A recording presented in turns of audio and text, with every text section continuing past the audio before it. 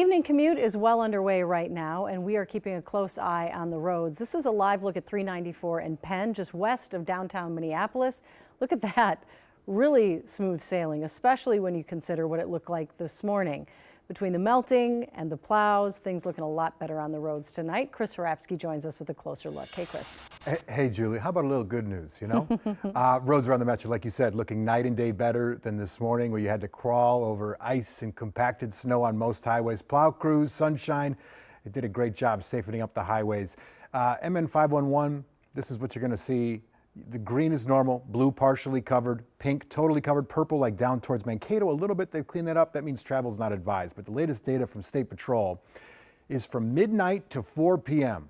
364 vehicles off the road, 22 injury crashes, 29 jackknife semis. Smooth sailing around the Twin Cities right now, though. I want to show you something, though. This is a post. It's something I've never seen before. The Minnesota State Patrol is saying in overnight to today, 6 of their squad cars were hit by other vehicles while helping others on the road. 6.